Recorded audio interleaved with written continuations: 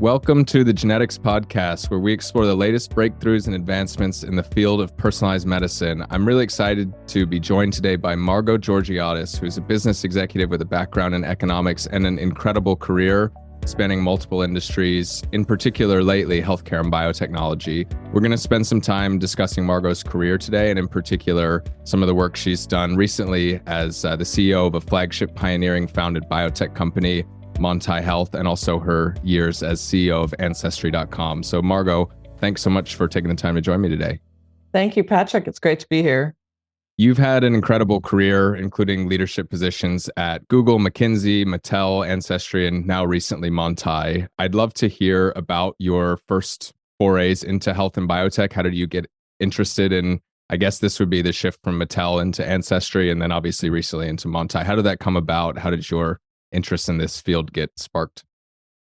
Yeah, Patrick, thanks for asking. I would definitely someone who's worked across a lot of industries, and the golden thread is really a dedication to transforming products and services with data and technology to really find transformational new ways to empower consumers to live better lives. And healthcare for me, it's probably in my blood. My mom was a big health transformation agent. And so I grew up sitting at the kitchen table hearing about it all the time. And it was always an aspiration for me to find my way there.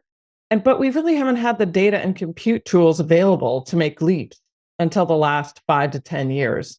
But I definitely believe this is the decade to make it happen. And Ancestry was one of the most attractive reasons that I wanted to go and run that company, because I could start leaning into that opportunity. We could use that huge audience that we had, but as I was there, we grew to over 20 million people in our DNA network. And we could create testing capabilities with Quest to create the first direct-to-consumer low-cost NGS testing, sub $100. And, hitting these breakpoints, whether it's in genomics cost or RNA costs, these things become transformational in terms of our access to granular data. And then the compute that goes with it, right, becomes transformational. And then at Ancestry, we also leveraged advances in technology to discover insights across family health history, genomics, and other phenotypic data, so we could really try to get in front of predicting health risks for a bunch of diseases. We even used our engaged audience to do the largest ever live research study during COVID. We had 1 million people participating in weeks, giving us their holistic information, and coupled with their genomics, we could rapidly get to insights. So you could see where technology could go to create transformational benefits in so many different ways. But when we created this understanding of disease risk, there were a lot of times where we could make predictions, but there weren't a lot of therapeutic options, particularly options that could slow progression or preempt onset. Most of the powerful pathway modulating therapies were only available for late stages of disease. So I started, after I left Ancestry and I was working at General Catalyst, spending time with flagship pioneering, really thinking about how could we make leaps in therapeutics development? How could we look at early biomarkers and therapies with the potential for safer early intervention and long-term use? And we started exploring how we could leverage AI to more deeply understand the structural language of chemistry and how it connects to our biology, so we could make it more predictable, discover breakthrough therapeutics. And that's really how Montai was born. Our name derives from climbing mountains with AI to improve health outcomes for as many people as possible. I was wondering about the name. That was going to be one of my not on the question sheet questions, but that answers it. Maybe you can talk about this concept of the Anthromeolecule. When I read your website, I instantly got it, and it makes a ton of sense. And I won't steal your thunder by defining it, but maybe you could define it for us and talk through the AI-driven approach to use Anthromeolecules to solve this problem. Of course. So in our effort to make a leap in predictable discovery, we challenge ourselves with a really hard question. What if we could deconvolute the biology of every molecule we consume using AI? So we think about it, we have consumer pharmacy every day. We know that food is medicine. And how would we then use this knowledge to create a new paradigm in therapeutics development? And the concept of anthromolecules came from this challenge: how to create the world's largest understanding of the most privileged chemistry on Earth. The chemistry that we've ingested for hundreds and thousands of years chronically and co-evolved with us. And then we've mapped these. So we've actually already mapped 100,000 of them, but there are millions more that we can discover. So I kind of think about it in many ways. It's kind of back to the future. This concept of food as medicine, we just didn't understand it at the molecular or mechanistic level. And there are over 40 chronically dosed medicines today based on these molecules. They are approved by the FDA, like aspirin, statin, progesterone, artemisinin, right? I could go on. And most papers estimate that about 50% of all small molecule medicines are from nature or nature derived. Now, that's a much bigger subset. We believe that anthromolecules are the truly privileged. It gives us plenty of chemical diversity that overlaps with the drug space but goes far beyond.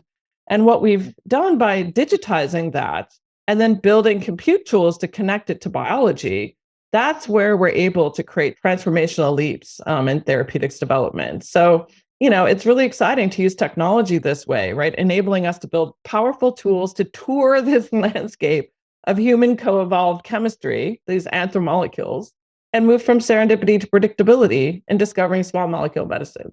What is it going to take to cross that chasm from serendipity to predictability? Like what do you need to put into the system, and where are you at on that journey across that chasm today? Yeah, so it's an amazing problem to solve, and it was really tough, right? It's a few years in the making. So the first piece is our state-of-the-art chemical ML platform, and this is something that's really evolved as a technology over the last few years. So think of our AI platform as a cousin to ChatGPT, which is use large language models to understand all the written understanding in English. What Montai's Connecta AI platform does is we learn the language of chemistry. So encoded in every molecule are all the properties that make a drug: bioactivity, solubility, toxicity, et cetera. And our models have systematically learned this language. And it's a really complex task. For just one compound, there's over 1 million different ways different parts of it can link to function. So understanding this is really only possible with compute tools. And we've trained it on over 70 protein types over 5 therapeutic areas with tens of millions of data points. So the model is also generalizable. So it's agnostic to biology. And that's what makes it so interesting.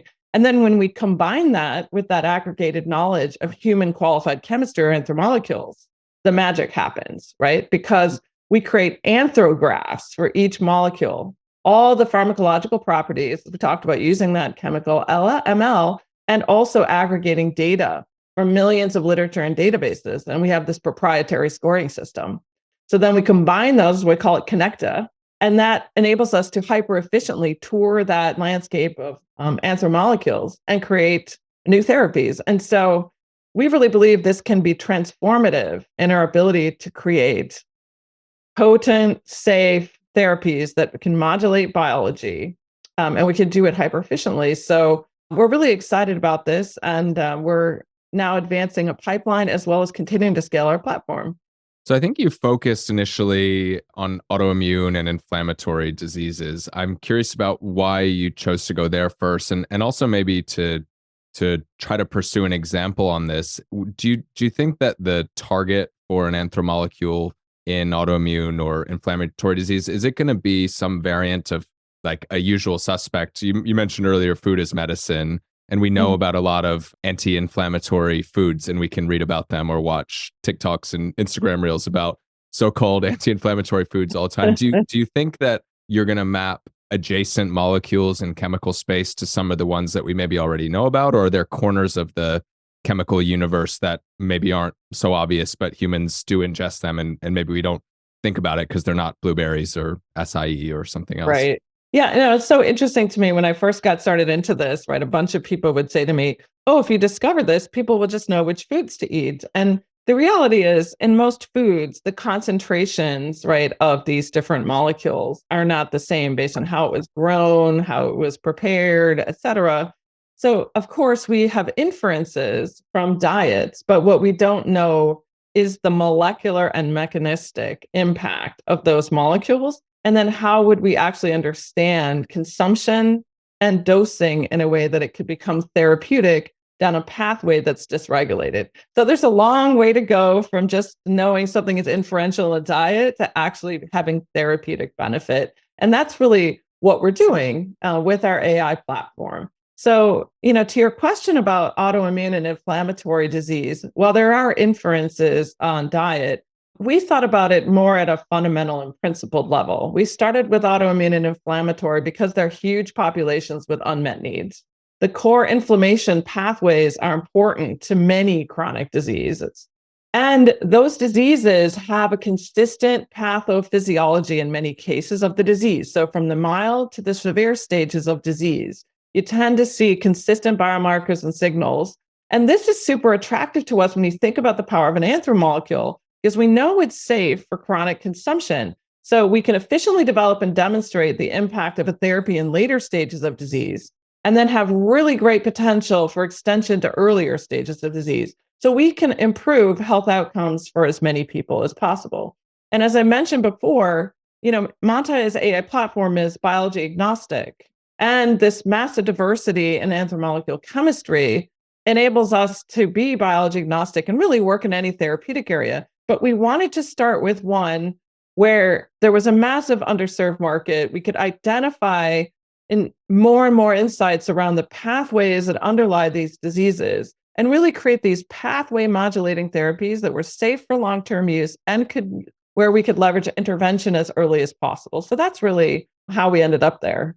I think the safe for long-term use is such a critical point here, because people who listen to this podcast know that the discussion comes up pretty regularly about early intervention, especially if you think about genetic diseases where you may be able to detect a genetic marker when somebody's 25 years old for a disease that isn't going to manifest until they're 70 years old or 60 or 50 or whatever it may be. How do you run a trial for prevention in a pre-symptomatic population in a way that the benefits actually outweigh the risks? It's really hard to do with modern medicines because we don't know, and it may be actually unethical to test a medicine that you don't know is safe in an enormous, not yet sick population. So what I really like about your approach is that you've de-risked it a lot from the safety perspective. Is that kind of pre-symptomatic population that you may be able to treat in the future? Is that one of the key insights into this and where you want to go in the long term?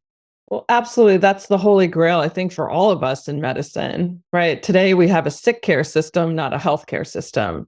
And with technology, of course, whether it's diagnostics or therapeutics, what we would all love to do is to be able to find the pre-disease population and to have safe things we can provide people that really stem the onset or slow the progression of these diseases.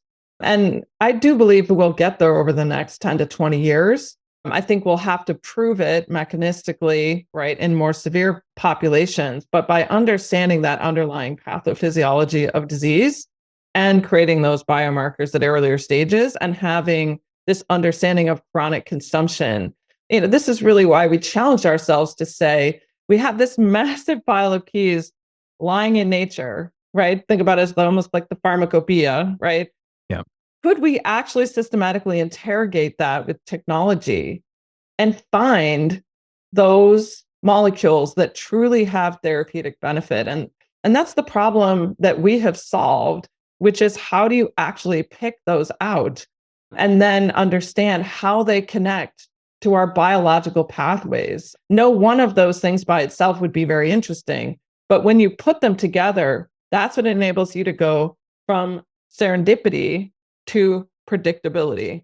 You used the ChatGPT metaphor earlier, and I'm going to latch onto that because it's something that I become captivated by in the last couple of months, like many people. Maybe if we could compare the approach that group has taken to the one you all do, it'd be interesting to highlight similarities and differences. So my very high level understanding of it is the machine learning model AI has been built, and it's ingested a huge amount of text data from the web and from other sources, and that it's developed a kind of reasoning model. When you ask it a prompt, it can come back with text based on everything it's read. But there are humans in the loop, especially early on in the training phase, to say this is a good answer, that's a not so good answer, here's a better one. And so you get that reinforcement loop. What is the data and then training and feedback loop look like for the system that you've built? So it's a similar concept, right? You have a set of fundamental training data.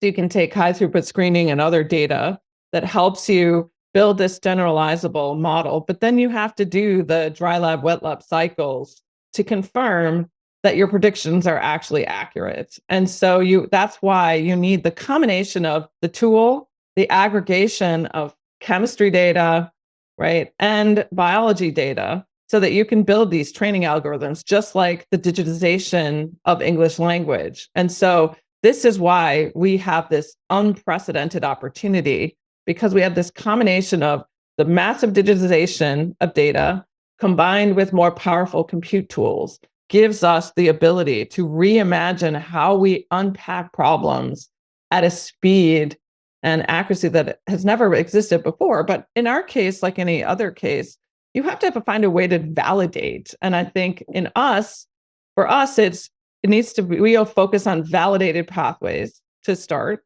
And those pathways have an assay, right? And so we're doing those loops to make sure that our predictions are accurate. And so we systematically measure how accurate are those predictions by creating those loops. And that's why these machines just get smarter and smarter with every interaction. And as you see, I think one of the most interesting things is happening as we think about generations of companies in the AI space is we started off with compute tools, say 10 years ago, where they were kind of just doing simulations. You had a lot of data, there were a lot of options. I can think about some of those early companies that were doing molecular, right, optimizations of things. Yep. Then we went to an era where it was possible to aggregate all this data and high throughput screening. And people said, oh my gosh, if I amass all this data, maybe I can get to something that's more precise. I think the new generation of companies that will really accelerate progress, because we now have even better tools than we had before, are ones like ours, where you actually say, I'm going to take a really hard problem, but then I'm going to put creativity and constraints. Because what enables us to make it predictable is that we understand the language of chemistry, and then we have a privileged set of chemistry that we know something about: consumption, dosing, and safety. And by putting the two of those together, we create the ability for accelerating learning and loops. This is similar to what you see now happening with applications like GPT-4. Right. It's very hard when people can ask any question to that chat box to get it right. That's why some of the answers become weird or send people down weird tunnels or make strange inferences, because we just can't control what's happening. However, what you see is a ton of companies coming in and saying, no, I'm going to be the expert in making people more productive at work. And if I can then get all the training data, I can take that type of model and I can train it much faster in a more restricted space, and then I can get exponential growth. And that's essentially what we're doing, is that Gen 3 of companies where you find a creative way to fix the space, you take the fundamentals of the technology, and then you drive these accelerated learning loops. And that's what we're excited about. Ultimately, our technology could apply to anything, but we're training it on a privileged set of data, and then anything becomes possible after that, right? It's not just small molecules, you can do peptides. As we learn more and more types of pathways and how they connect, we can think more and more about personalized cocktails based on someone's exact RNA and what is exactly dysregulated for them. What is the exact right combination? So what we want to do in technology is start from a problem that natives let learn fast, and then scaffold from that, and then keep making it bigger and bigger. And that's the magic of technology. It's not the tool, but it's how you think about applying it to gain accelerating advantage. And so what does this look like for you in 10 years, say, if you're able to build this learning feedback loop, and then you've got a model or a system that you can, it sounds like you can essentially ask questions about biology, chemistry, and how we can bring those two together to solve Correct. Some of the most intractable chronic diseases. What does that picture look like if it's 5 years, 10 years? I don't know how far out you've thought on this. Yeah, we think about this as both a platform as well as a pipeline. So we think about, we can ingest and understand the more biological pathways that are validated, that have assays, right? The more and more knowledge we can build on that. So our knowledge grows with that. We also grow as we digitize more and more of this anthromolecule chemistry. Eventually, there are multiple ways in which this can be transformative. From a modeling perspective, we can use it to solve really any pathway problem. So what we want to do is make it predictable to discover small molecule medicines for any pathway hyper efficiently. That's kind of round one. Round two is you can do that in combination and create more personalized therapies because people have chronic disease, right? 6 in 10 have one, but 4 in 10 have two or more. And so what we really need to be able to do is optimize that. We also know that the underlying disease drivers are not the same for each person. So we can actually understand their specific dysregulation and build a therapy that's optimized to that. So we reduce that non-responder population. So think about it as how can we create small molecule blockbusters that really enable us to solve tough problems and make things more accessible. We can work with partners who actually want to develop more things in their different therapeutic areas. So we hope to partner with great pharma companies that really want to advance small molecule therapies into their pipeline. We can handle, hard to drug targets, all sorts of different problems, non-responder populations, et cetera. Then we hope to venture outside of just small molecules. We can do peptides, et cetera. We can do any type of structure. We're just starting with small molecules because we see this as the workforce of therapeutics. It's more affordable, accessible, right? Easier to develop. And then ultimately we'll get to these personalized therapies. So we don't really see any limit to that. We also, by doing all this learning, can reimagine safety modeling because the diversity of the anthromolecule space vastly exceeds what we know, right? Already there's 100,000 anthromolecules that we know. There's only 2,700 approved, right, drugs.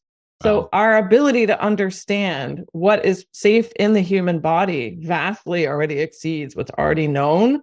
And by constantly validating and looking into the more and more of these areas, it will enable us to reimagine how do we think about chemical scaffolds and what is tolerable in a human body. And so we hope to just keep driving up this learning process and, making new discoveries that can be transformative.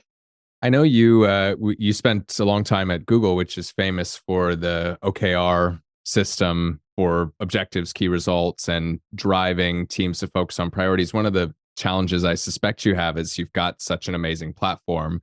You could point it in 10 different directions. How do you think about some of the different routes you can pursue and how you stay focused on that small molecule and building the engine versus you could probably pursue 10 programs and have a pipeline by now. How do you think about that prioritization and help your team to think through it as well?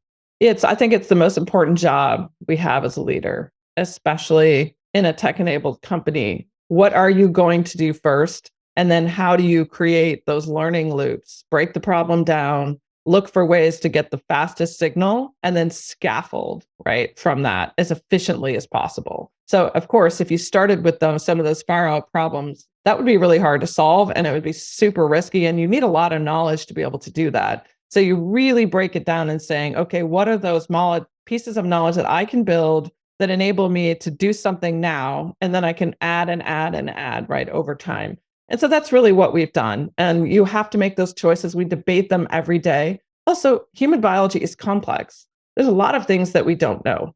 So, for example, even though we know we can prioritize anthromolecules that we know meet all the criteria for a first-in-class, best-in-class therapy, and we can model that, we have to get that to a person and prove that. Because as we all know, dose makes the poison. And so in each one of those cases, we have more data than we've ever had before, but we are very humble to know that we have to keep accelerating and pushing ourselves closer and closer to the clinic. And we know we have a lot of data that at the discovery phase and the development phase, right? So we can digitize things like understanding what's manufacturable, as well as all these other properties that make up a drug. But we have to get that human signal, and that data is so much sparser. And so we're looking for what is really creative ways in which we can get as much human data as possible so that our predictions, right, can get as close to human as possible.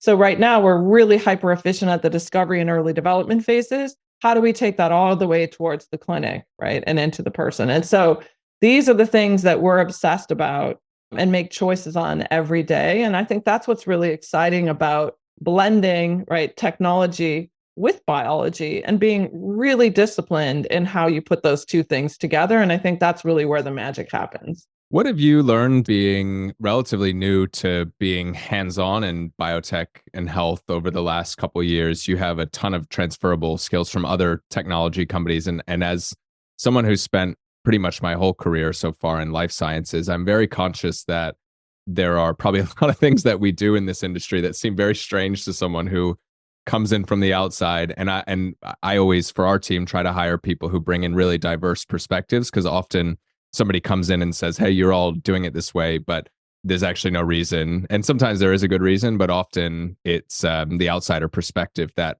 just shakes things up enough. And obviously, you've come up an enormous learning curve. It sounds like a PhD's worth of drug development knowledge that you've picked up seemingly by osmosis over the last couple of years. But what has that been like transitioning into biotech? And what have you maybe observed that are sacred cows in the industry that don't need to be this way, that we could all probably just change and be the better for it? Well, first of all, I'm so appreciative of the work that has been developed and the decades that people have put into discovering the therapies we have today.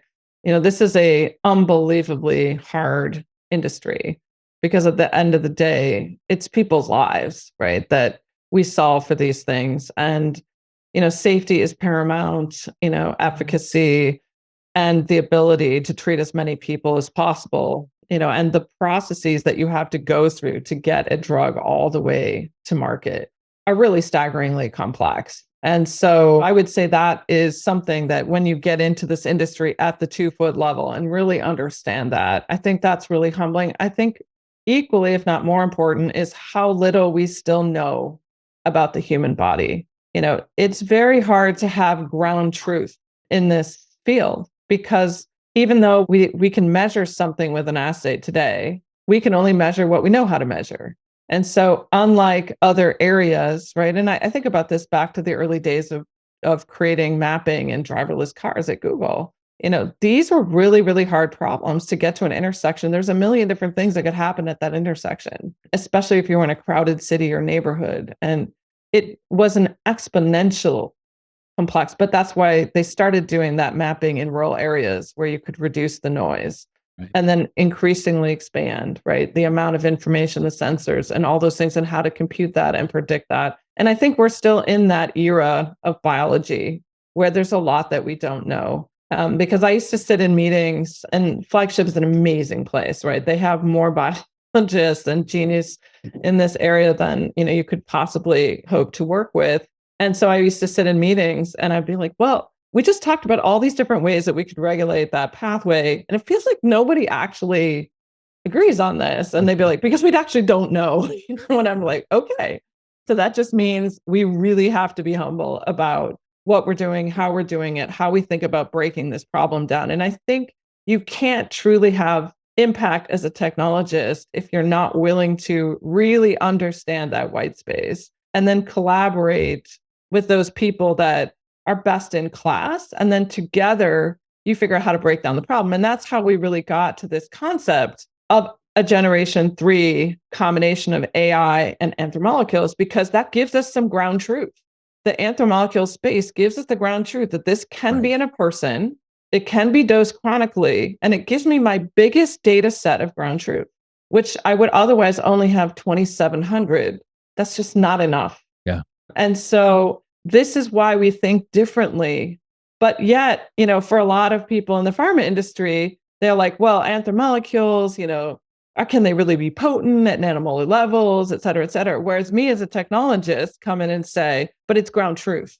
And by having a large number of ground truths, the vast majority of them are not, but there are a lot that are. And we know that because it's back to the future. That's when drug development started, with antifungals, antibiotics, right? It was all serendipitous. Now we can actually tour that landscape as never before, using it as an asset to create ground truth. Right? And so these are the ways that we all come together and think about these problems in ways that can become accelerating. No one of us could do it. So I have to combine best in the world biologists, chemists, right? Computational, right? Biologists, chemical ML, right? You name it. We have people from everywhere, as you just said. And that's that beauty in the blend. That's where the magic happens. I couldn't agree more. I think you made a super important point there about anchoring as many things in ground truth that you can. And everybody who listens to this podcast know how excited I am about gene therapies and other novel technologies. But one of the big challenges is we don't know if we can deliver them. We don't know if they're safe over long periods of time.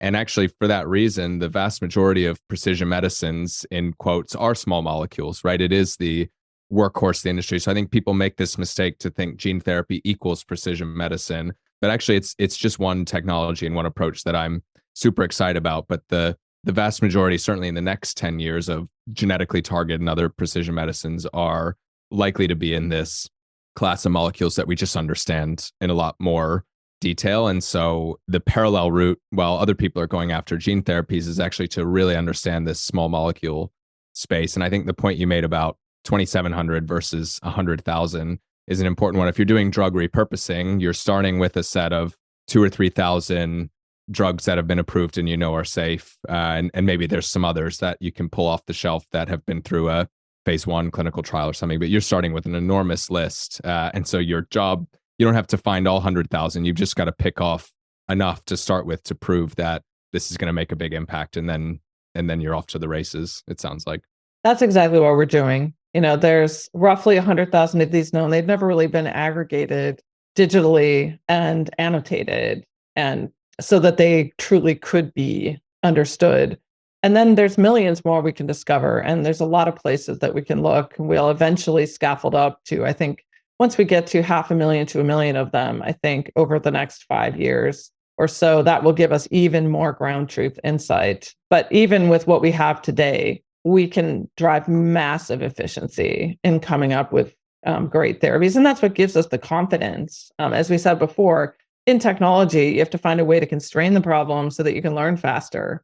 Each more and more of that learning that we get helps us. And I think that's why our approach is unique. Also, there's a lot of people out there mining the natural product space. The problem is you don't have the endpoint in mind. Whereas I think by starting with the most incredibly diverse set of chemistry that has ground truth and building the models that understand bioactivity, we can start closer to the hardest problem. Just how do you engage the biology safely? Yeah. When you can understand that, then I can see where in that diverse chemical space might there be additional pots of gold, and I can focus on where I want to go seek those out to solve different types of problems. And so that concept of getting enough learning, just like we did in things like mapping and driverless cars, breaking the problem down, but then each one of those learning phases has great productivity drivers independent, but as they stack, right? We had a driver assist systems before we actually got to driverless cars, or we had great ways to get directions and ways to transform how applications work on a phone, right, on the way to getting those bigger ideas. And I think that is where great matchups between industries happen, where you really create transformational change because you see it in these innings, right? We're just in the first inning, but there are 10, 12, 13, 14 innings to come.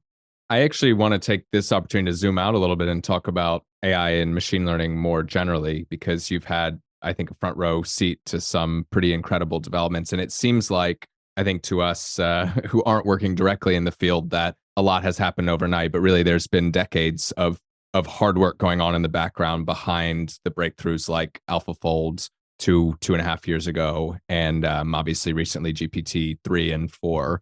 I'm curious to get your take on where AI is going to have the biggest impact in health and biotech, not just in the drug discovery and development space, but much more broadly. It is an unbelievable, exciting moment across all sectors with AI, but especially in the development of new approaches in life sciences and healthcare.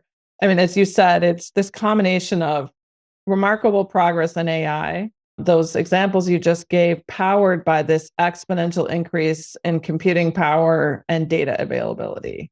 And that, in combination with these novel machine learning architectures, is really transformational. And this, as in healthcare as it is in so many other areas, will be one of the most important, just like cloud or mobile or these other fundamental platform shifts. And healthcare and biotech, in my view, are a very important beneficiary of this shift, because what's really become possible is this ability to take in multimodal data, which is what we have a lot of in healthcare, and is disconnected. Now, one of our issues is that the quality is not consistent. So one of the biggest things we have to do is be able to aggregate, clean that, connect it, right? And now it's actually possible to do that efficiently and find insights across these areas that were not possible before. Just think about the growth in data, digitization of chemistry, biology, from high throughput screening, clinical data, much more granular omics data, which is only getting better, right? This is the fuel. And so the computational tools are just there to let us uncover patterns in these data sets so that we can make predictions that were impossible for humans to learn.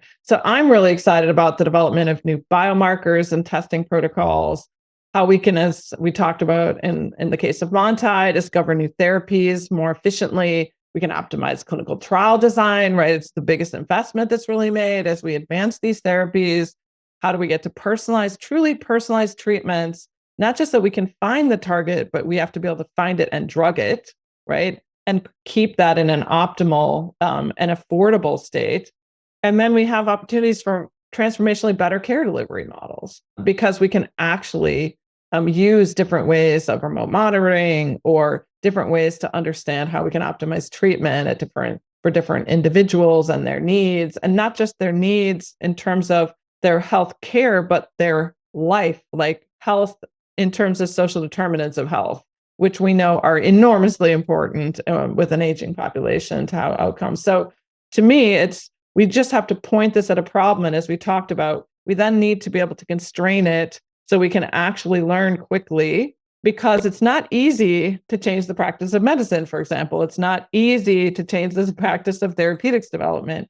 And so if we don't constrain the problem to something and then scaffold from there, I think we can have really great ideas that never see the light of day because we didn't have the ability to, make it better and better and better. And I think that's why I love analogies like we went from 2D maps that we had to look at on a piece of paper. We then digitized them. We then made them real time because we could understand real time directions, right? We then understood spatial awareness, right? But each one of those improvements was applied to create accelerating advantage to the rest. And I think we need to get there in healthcare. I think we're on the way, but we need to focus.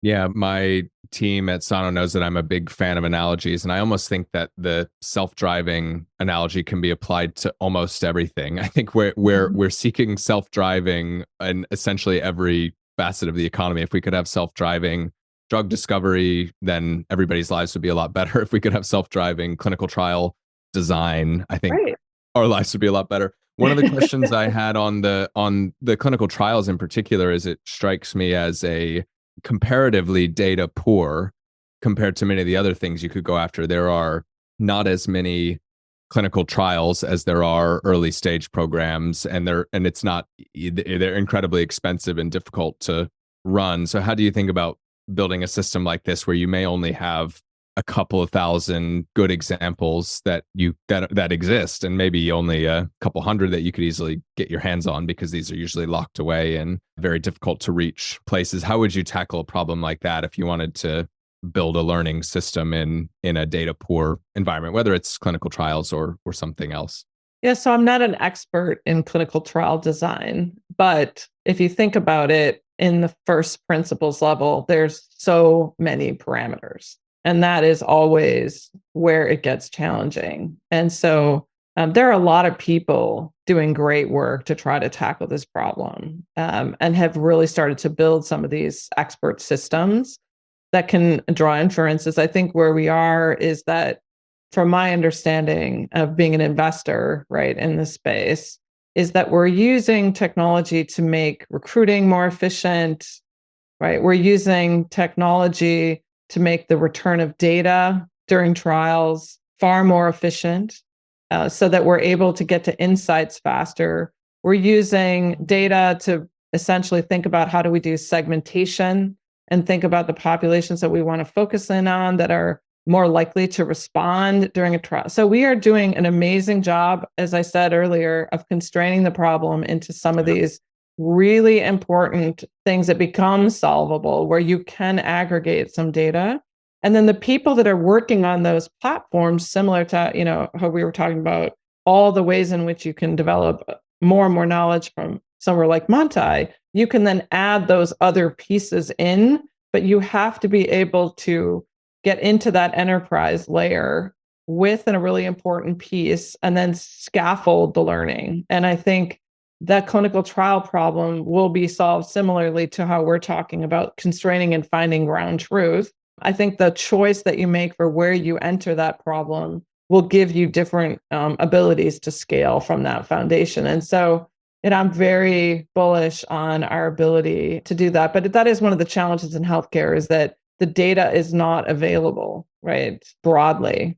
And so that will just slow the development of some of these things, but there will be people that will, have enough amassed that they'll be able to improve these systems systematically over time. I completely agree. I wanted to ask more of a company building kind of question. You've seen a few boom and bust cycles, and right now it's a challenging time to be any kind of innovative company, biotech, technology company, because interest rates have gone up a lot. This basically devalues things that pay off in the distant future, right? Because if you can invest $1 million today and get 5%, 5.5% a year, then why would you invest it when you're investing in a platform to develop drugs that might not show up for 10 or 15 years? But I think we both agree that society needs those things, but it makes it harder to build a long-term thinking company. How are you adapting to this change, and how are you thinking about building a long-term company now versus what might have been possible 5 years ago when things were a little bit different? So I think we've seen these cycles before in technology, in biotech or health tech. This is not new.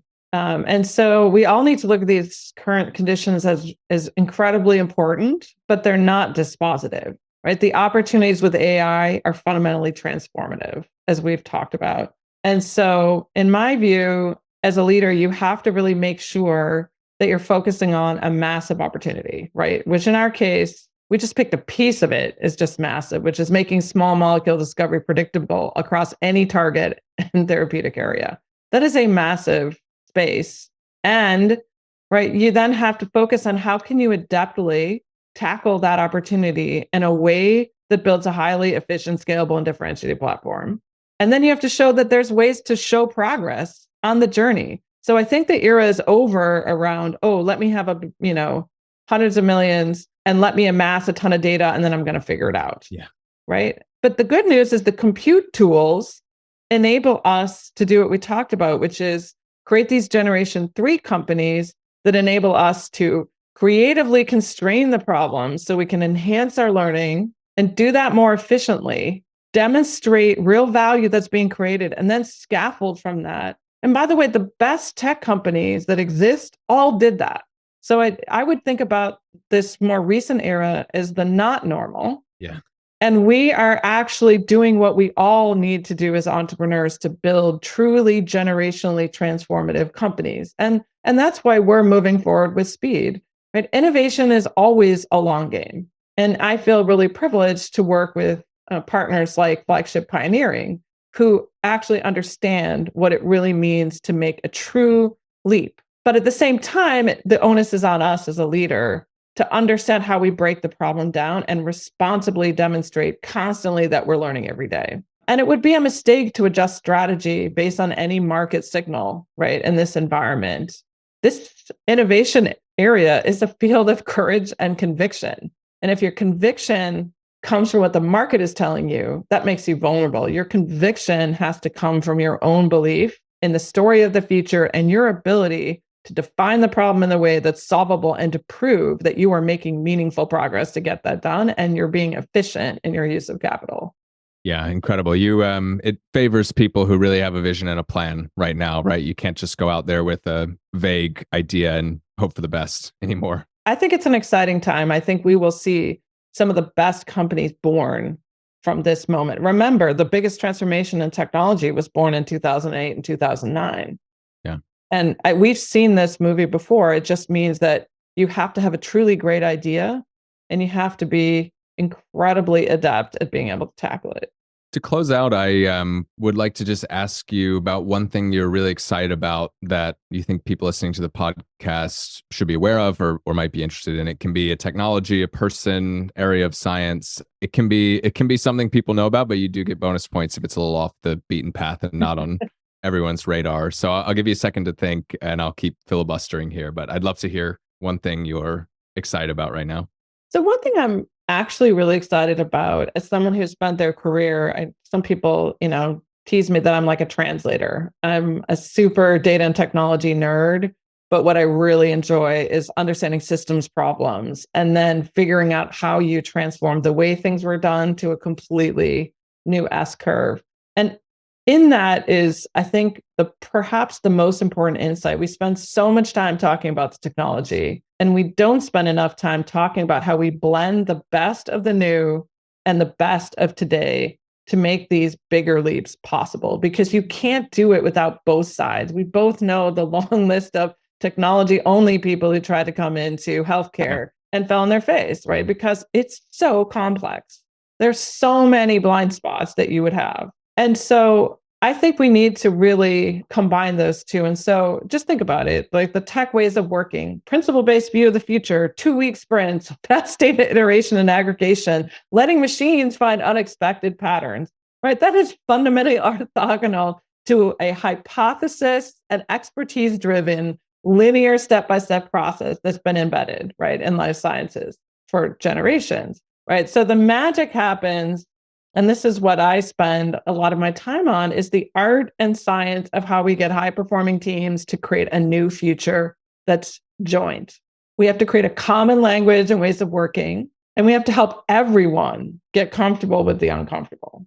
And it's this blend that leads to speed and acceleration of progress. And the piece I feel like we don't talk enough about, as leaders in this field. I think every amazing biologist wants to be able to connect with technologists to accelerate their progress. And the technologists want to do the same, but they really don't speak the same language. And so we have to find a way and talk about, what does that take? How do you do that? And what are some of the things that are really honestly hard? Because I live that every day, and I've lived it across a whole bunch of categories. And so I think I instinctively, understand it. But I think we all need to be more open and honest about talking about what that is, that uncomfortableness, and how do we get through it to get to the other side. Yeah, how do you get people to do that in a company setting? You have an honest conversation about, at Montai, we have this shared vision, right, to improve health outcomes for as many people as possible. But we spent a lot of time saying, what is it that we have to be truly great at to enable that across this incredibly complicated set of disciplines? And so we created a whole set of cultural norms around how we work. And we tied it back to this concept of climbing mountains with AI. We have values around great expedition behavior. Think about it, right? You can't leave anybody behind, right? You don't know where you're going often, right? You have all sorts of different things that come in your path. And so we've worked out sort of real ways in which we handle these two things together. And then there's a lot of development and evolution. And how do you think about this next generation, as we call it, task chain, that enables the compute to efficiently interact with the biology? And each side is constantly making the other better, but they do work on different timescales. They do think about data in a different way.